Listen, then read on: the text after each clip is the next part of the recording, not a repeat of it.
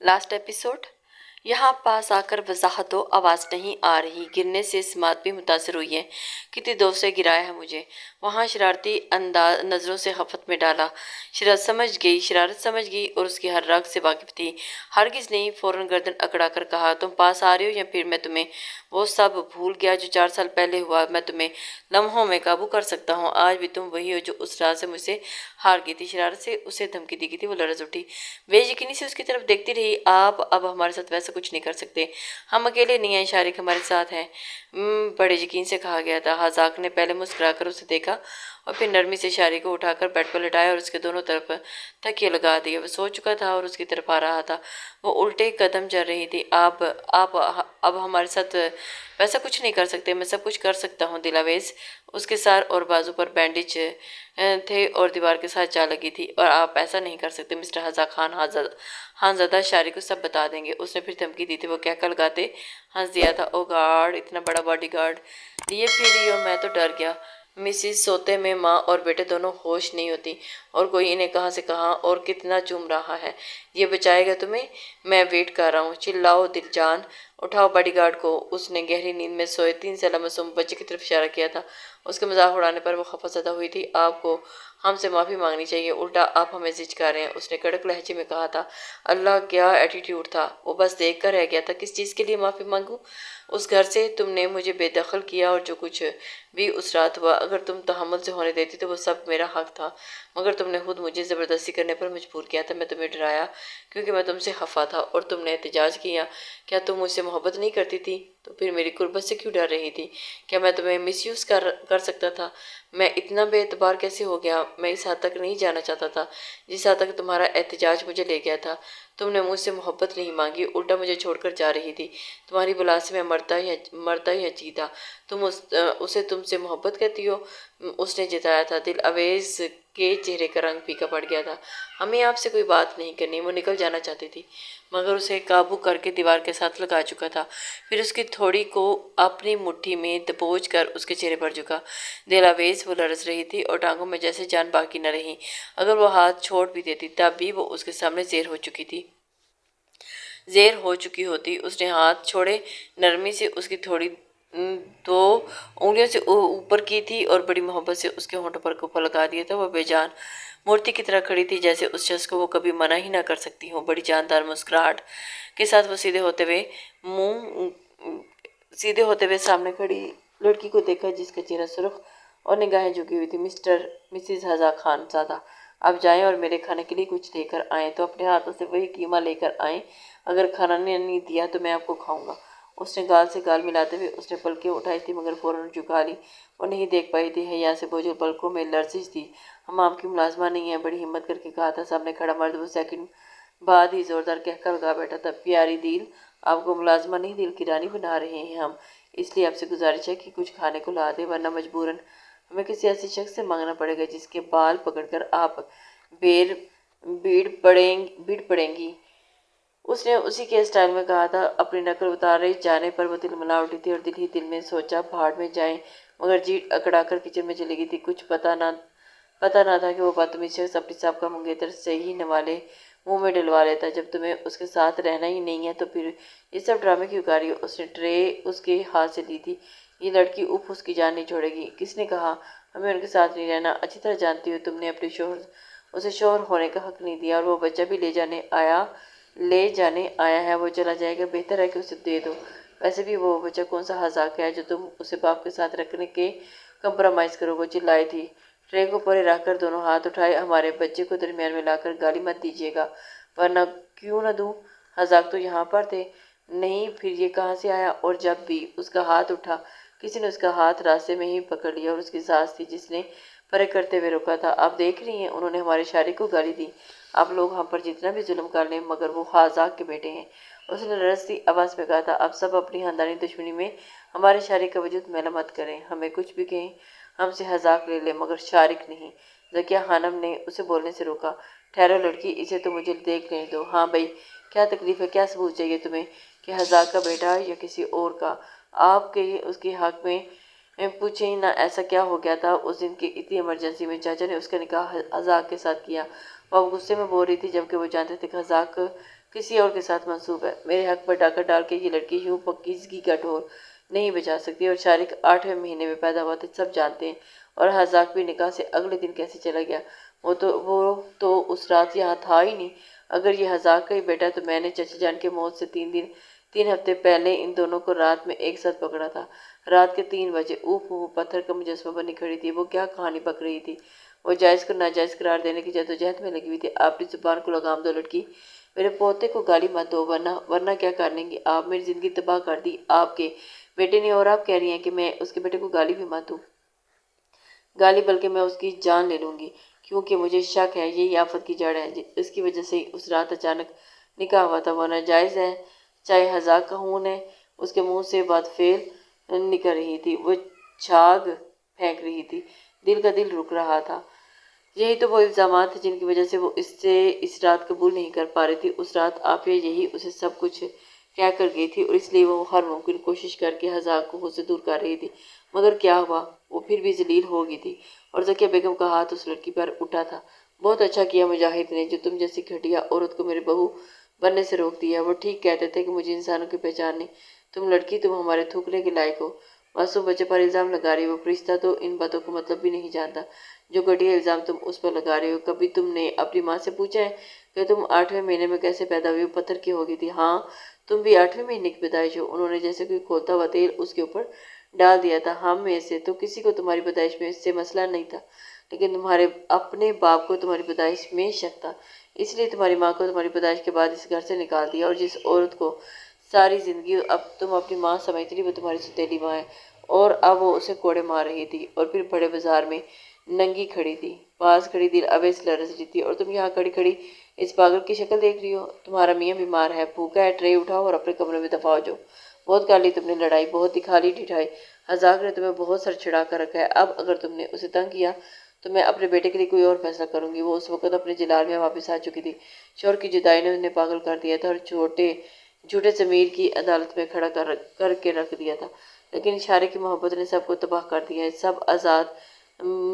سب آباد کر دیا تھا۔ دل ابیز نے فوراً ڈر کے سر ہلا دیا تھا۔ کئی برس بعد اسے پھر سے زوروں سے ڈر لگا تھا۔ وہ بھاگی تھی اور کمرے میں آئی تھی، بند دروازہ کر کے لاک لگایا اور ٹرے بیڈ پر رکھی، اور حذاق کے پاس جا کر اس کا ہاتھ تھام کے بیٹھ گئی تھی۔ وہ نیم دراز تھا اور اس کی حرکت پر چونک اٹھا تھا۔ بیٹا اٹھ بیٹھا تھا۔ کیا ہوا؟ وہ پوری کی پوری طرح سے کانپ رہی تھی۔ تائی جان، انہوں نے ہمیں ڈانٹا، فوراً رو کر بتایا۔ ہاتھ برف کی طرح ٹھنڈے تھے۔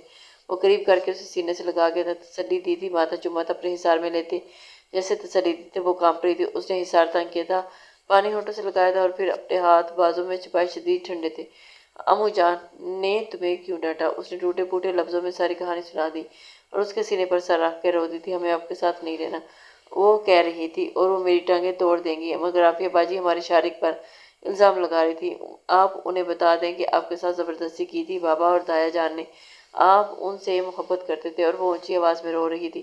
استغفر اللہ، حذاق نے آخری بات پر فوراً کہا تھا، البتہ چہرے پر مسکراہٹ چاہیے تھی۔ وہ اسی سے کہہ رہی تھی کہ اسے اس کے پاس نہیں رہنا، اور وہ اسی سے اس کی ماں کی شکایت کر رہی تھی۔ اب میں کیا کر سکتا ہوں؟ مجھے تو خود ان سے بہت ڈر لگتا ہے۔ میں نہیں رہتا بھائی تمہاری عافیہ باجی کے ساتھ۔ امو جان تو مجھے بھی ماریں گی۔ اس نے ڈرنے کی ایکٹنگ کی تھی۔ اب کیا ہوگا؟ وہ بیگی پلکیں اٹھا کے پوچھ رہی تھی، اور حذاق پر انکشاف ہو گیا کہ اس کی معصومیت آج بھی برقرار ہے۔ وہ اوپر سے سخت بن رہی تھی، لیکن اندر سے آج بھی وہی بھیگی بلی تھی۔ اس کی دوست جو اس کے کندھے پر لٹک کر آئس کریم کی فرمائش کرتی تھی، نہ سمجھ سے اس سے محبت کر کے اس سے دور رہنے لگی تھی، کس قدر بھولی اور صبر والی تھی۔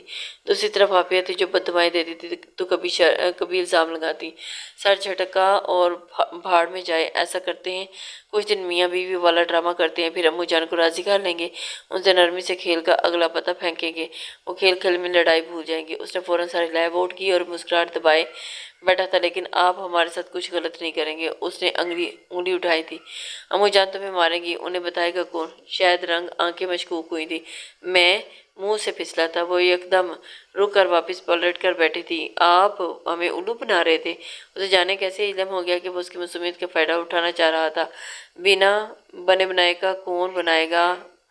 بڑے آرام سے کہہ کر اس نے ٹرے اپنی طرف سے لگائی تھی اور پہلا نوالا توڑ کر اس کے کھلے منہ میں ڈالا تھا۔ وہ اس کی جانب دیکھ کر حیران ہوئی تھی، اور اسے برا کھانا دنیا میں کوئی نہیں بنا سکتا۔ اس نے نوالا چباتے ہوئے کہا تھا، ہزاک نے اگلا نوالا منہ میں ڈالا اور اس کا دل رکھنے کے لیے تائید کی تھی۔ بالکل، بیوی کے ہاتھوں سے سر سلامت رہے، جھوٹ کی خیر تھی۔ ہم نے آپ کو جان بوجھ کے نہیں گرایا تھا۔ اس نے دوبارہ اس کا رومالے والا ہاتھ پکڑ کر واپس اس کے منہ میں ڈالا تھا۔ ہم کھانا کھا چکے ہیں، ہزاک نے سارے لایا تھا اور اس نے زبردستی نہیں کی تھی۔ پہلے ہی ایک چھوٹی سی زبردستی انہیں کہاں سے کہاں لا کر کھڑا کیا تھا اور اس کی دوست اس سے بدگمان ہو گئی تھی۔ اٹھ کر جانے لگی تو اس نے اس کا ہاتھ تھاما، ٹرے پر رکھتے ہوئے اس کے ہاتھ چومے تھے۔ میرا سر دباؤ، دل بہت درد ہو رہا ہے، مگر وہ اس کے نہ کہنے سے پہلے ہی اس کی گود میں سر رکھ چکا تھا اور آنکھیں موند چکا تھا، اور اس کے پٹی والے سر پر ہاتھ رکھتے ہی اسے اندازہ ہوا تھا کہ وہ بخار میں مبتلا ہے، اور ایک دفعہ پھر وہ ڈیر و شرمندگی نے اسے آن گرا تھا۔ اس شخص نے اسے ایک لفظ بھی نہیں ڈانٹا تھا اور وہ بار بار صفائی دیتی رہی تھی۔ کاش ڈانٹ دیتا، خفا ہوتا، اور اس کا زرد چہرہ اس کی تکلیف بتا رہا تھا۔ وہ نرمی سے اس کے بالوں میں انگلیاں چلا رہی تھی اور جہاں سے سرخ نشان نظر آتا اسے چھوڑ کر سارا سر ہلکے ہاتھوں سے دبانے کی کوشش کر رہی تھی۔ اندر سے ڈر لگ رہا تھا کہ کہیں اس کی چوٹ نہ دکھ جائے۔ یہ وہ شخص تھا جس سے اس نے بے پناہ محبت کی تھی، جس سے اپنی زندگی کی ہر بات شیئر کی تھی، سوائے اس کے کہ وہ اسے کتنی محبت کرتی ہے۔ یہ اس کی اولاد کا باپ تھا، یہ اس کے وجود کا ہمراز تھا۔ یہ اس نے سر جھٹک کر اس کی پیشانی پر لب رکھے تھے۔ وہ سو چکا تھا، اگر جاگ رہا ہوتا تو وہ کبھی بھی یہ حرکت نہ کرتی۔ آنکھوں سے آنسو بہہ رہے تھے۔ وہ شخص اس کی وجہ سے تکلیف میں تھا۔ اس نے اسے کس طرح تکلیف دی تھی؟ اس نے اپنے ہاتھ سامنے پھیلائے اور کہا، ہمارے بس میں ہوتا تو ان ہاتھوں کو کاٹ ڈالیں جنہوں نے آپ کو تکلیف دی۔ میں تمہیں، خود کو، شارق کو نقصان پہنچانے نہیں دوں گی۔ ہاں، میرے ساتھ تم کچھ بھی کر سکتی ہو، تمہیں اختیار ہے۔ یہ بات دماغ سے نکال دو کہ مجھے تم نے گرایا تھا۔ میں اپنی بے دہانی کی وجہ سے گرا تھا۔ اس کی آہستگی سے کی گئی سرزنش پر اپنے کچھ دیر پہلے والی حرکت یاد آئی تو زور سی ہو گئی تھی۔ رک گئی، ہاتھ ساکت ہو گئے، اور وہ کب سے کیا بول رہی تھی، کس طرح اسے چوم رہی تھی اور کس طرح اس کا چہرہ اور ہونٹ چھو رہی تھی۔ شرمندگی سے ہاتھ نہیں ہل رہے تھے۔ دباؤ نا، کتنا سکون ہو رہا ہے، بڑے آرام سے مزے سے کہا گیا تھا۔ کوئی جواب نہیں آیا۔ آنسو بھول بھال گئے تھے۔ شرمندگی اتنی کہ اب سر بھی نہیں دبایا جا رہا تھا۔ کہاں تو وہ اس کے چھوڑنے کی بات کر رہی تھی اور کہاں اسے سویا دیکھ کر اس پر محبت لٹا رہی تھی۔ مانا کہ بندہ خوبصورت ہے، مگر اس کا مطلب یہ نہیں کہ انسان اتنا ہی بدمعاش ہو جائے کہ اگلے تبصرے پر تو اس کی جان ہی نکل گئی تھی۔ آپ ہمیں تنگ نہیں کر سکتے، اس نے روحانسی آواز میں کہا تھا۔ صرف میں ہی تمہیں تنگ کر سکتا ہوں۔ دل، اپنی یادداشت تصحیح کر لو، تم میری ہو، صرف میری، شارق کی بھی نہیں۔ اس نے آنکھیں کھول کر کہا تھا اور پھر اس کے ہاتھوں کو پکڑ کر چوما تھا، میں تمہیں کسی کے ساتھ شیئر نہیں کر سکتا، پھر چاہے وہ یہ شہزادہ ہی کیوں نہ ہو۔ آنکھوں میں آنکھیں ڈالے سچائی سے کہا گیا تھا۔ عافیہ باجی، اس نے لرزتے ہوئے لبوں سے کہا تھا۔ کون عافیہ؟ مجھ سے صرف میرے دل کی بات کیا کرو، ہم خائن نہیں بنیں گے۔ عافیہ کا چیپٹر کلوز ہو چکا ہے اور دل، اس کے بعد تو وہ میرے لیے کمٹمنٹ بھی نہیں تھی، پہلے بھی محبت نہیں تھی اور صرف کمٹمنٹ تھی۔ میری محبت میری دسترس میں تھی، تم میری محبت تھی ہمیشہ سے۔ میں صرف کنفیوز تھا۔ مگر وہ کہتی ہیں شارق ناجائز ہے۔ ہم نے نکاح سے پہلے کسی کے ساتھ ضبط کے باوجود کانپتی آواز میں اس بات پر اس کی آواز کاٹ دوں گا، اسے اس حد تک نہیں گرنا چاہیے تھا۔ جو دشمنی ہم دونوں تک رکھتی وہاں تک تو اس کا غصہ جائز تھا، مگر شارق میرے وجود کا حصہ ہے، تمہارا لمس ہے، اور اسے خاندان میں گالی نہیں بننے دوں گا۔ اب جب تم مجھے معاف کر چکی ہو تو شروع سے شروع کرتے ہیں۔ دل آویز خانزادی، کیا آپ ہزاک خانزادہ کے ساتھ ہنی مون پر جائیں گی اور واپسی پر اپنا ولیمہ اٹینڈ کریں گی؟ وہ اس وقت پورا منہ کھول کر اسے دیکھ رہی تھی۔ کیا وہ اسے پرپوز کر رہا تھا؟ شادی، محبت، سب چھوڑ کے ہنی مون اور ولیمہ؟ وہ جیسے اس کی سوچ پڑھ کر مسکرایا تھا۔ شادی تو ہو چکی، اور ایک بچہ بھی، جو بچا ہوا کام ہے وہ وہی ہوگا نا، ظاہر ہے۔ اسے سوچ کر سر ہلایا، مگر وہ سر نہ ہلا سکی۔ اس بندے نے اس قابل چھوڑا ہی کب تھا کہ وہ کچھ کہتی۔ نرمی سے نازک کمر سے اٹھا کر گود میں بٹھا لیا تھا، جیسے بچپن میں وہ خود چڑھ جاتی تھی اور وہ جھنجھلاتا رہتا تھا۔ لاکھ منع کرنے پر بھی نہ اترتی، وہیں اس کے سینے سے لگی سو جاتی۔ دونوں کو اکٹھا وہ سب یاد آیا تھا، اور ایک شرمندہ تھی، دوسرا مسکرا رہا تھا۔ فوراً انکار کیا گیا۔ کیوں؟ اس کی آنکھوں میں تکلیف ابھری تھی۔ سب یاد ہے مجھے۔ آپ نے ہسپتال میں کس طرح نکاح سے انکار کیا تھا۔ باہر ہی کھڑے تھے ہم، تائی امی نے ہمیں سب کچھ سنا دیا تھا، سب سن رہے تھے۔ آپ نے کہا تھا نا کہ ناسمجھ اممیچور اور چھوٹی بچی ہے، ہمارا اور آپ کا کوئی جوڑ نہیں، پھر ہنی مون پر ہم کیوں جائیں اور ولیمہ بھی اپنا خود ہی کریں، ہم تو چھوٹے بچے ہیں۔ اسے تڑپ کر کہا تھا۔ اچھا، تو یہ وجہ ہے؟ اس رات احتجاج کیا، اور میں بھی تو کہوں کہ اتنے ہینڈسم شوہر کو انتظار کیوں کروا سکتا ہے؟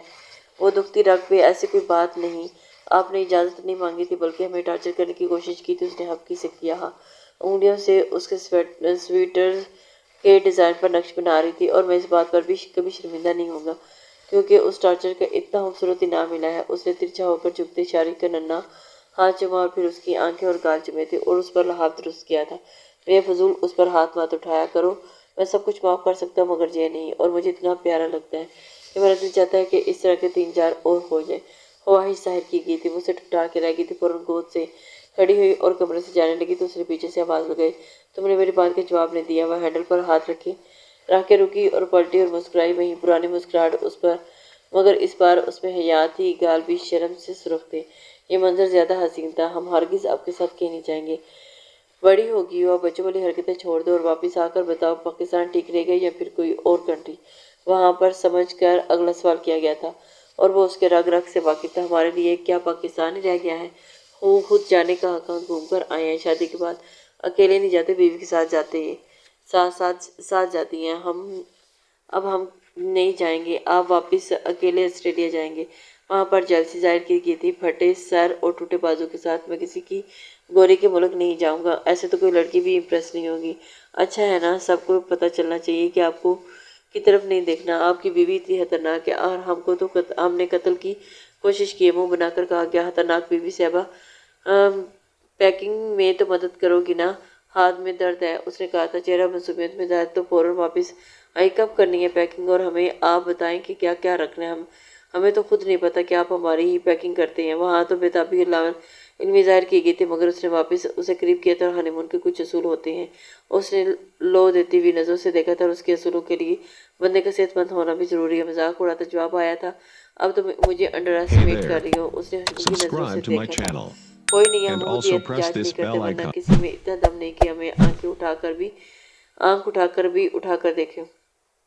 اس نے بڑا گردن اکڑا کر کہا تھا، پرانا حوالہ دیا جب وہ اس کے گلے میں بازو ڈالتی اور وہ نظریں جھکا کر پرے ہو جاتا۔ نیا حوالہ یہی تھا کہ یہ بندہ اس کے قابو میں تھا۔ ابھی بتاتا ہوں، تمہیں دل کے بچے کی وجہ سے بہت چڑھ گئی ہو۔ اس نے دانت پیس کر کہا تھا، جان بوجھ کر اس کا ورم رکھنے کو گرفت ڈھیلی کر دی تھی۔ وہ منہ چڑھا کر ہنستی ہوئی باہر نکل گئی اور ذکیہ بیگم اسے کمرے سے مسکراتے ہوئے نکلا۔ آسمان کی طرف دیکھ کر اللہ کا شکر ادا کیا، آج وہ اللہ اور اپنے خاوند کے ساتھ سرخرو ہو گئی تھی، اور وہ روز معاشر اپنے دیور سے بھی نظر بنا سکتی تھی۔ انہوں نے دونوں کی دائمی خوشیوں کی دعا کی تھی، انہیں نفرت نہیں ہرا سکتی، انہیں اولاد کی خواہشات اور ان کے غم ہرا دیتے ہیں۔ وہ ہار گئی تھی تو اولاد کی خوشیاں جیت گئی تھی۔ لیسز، امید کرتی ہوں کہ آپ کو ناول پسند آیا ہوگا۔ اپنے کمنٹس، لائک اور شیئر ضرور کر دیا کریں، اس سے ہماری حوصلہ افزائی ہوتی ہے۔